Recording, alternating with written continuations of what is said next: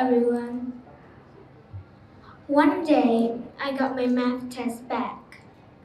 I tried very hard and practiced a lot. When I looked at my score, it was an 81. At first, I felt proud, even happy. But then someone said, 100. That's when everything changed. In my head, I started thinking that I'm not good enough. And I think that many of us here have the same feelings. At school in Vietnam, life can be very full. We have extra classes, homework, and exams that decide our future.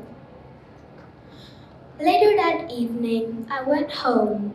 I was quiet. I didn't want to talk about it. And then my mom noticed and asked what was happening. I showed her my test and said, I tried so hard, but it wasn't perfect. Then she asked me a simple question. Which question do you think was the hardest? Then I answered this question and pointed out to one. Then she asked me if I understand it yet. I thought for a moment and said, not really. So she said that it's okay. That just means that I haven't understood it yet.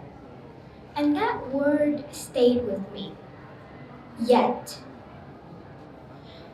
And then when I went back to my room, I looked back at my test paper, and at that time I haven't felt entirely confident, but I did feel much better. That's when I started looking back at the questions that I didn't know, and instead of saying, I messed this up, I said, what am I missing here? Why is this wrong? Then the next day, I went up to my teachers and asked about the parts that I didn't know. At that time, I didn't feel like a failure anymore, but I felt curious. And that curiosity made me keep going instead of giving up.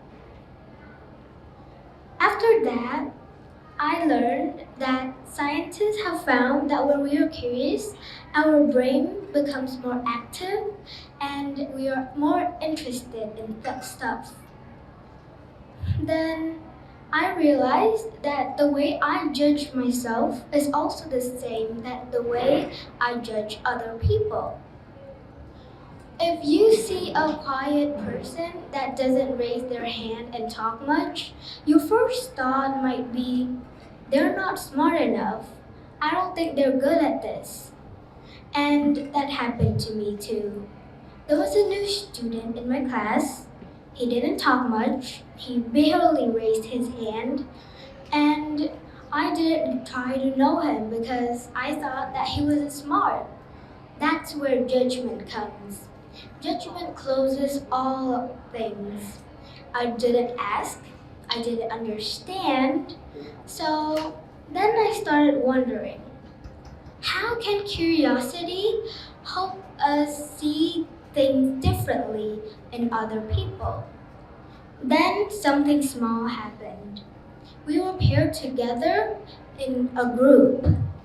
At first, he was quiet and I didn't expect much. But then I started remember the things that my mom said. So I asked him a simple question. What do you think? He answered slowly. But to my surprise, his idea was actually good. I ended up talking to him more, and turns out he was just moving into a new school and was trying to learn English. And this matters more than we think. A lot of students has been going through stress and depression before going in exams, and a lot of people struggle with mental health issues. So remember, before you judge yourself or someone, ask the word yet. Instead of saying, I'm so bad at this, we will say, I'm not good at this yet, Instead of saying they're not good enough, we say they're not good enough yet. Remember, curiosity can change entirely our perspective on other people. Thank you for listening.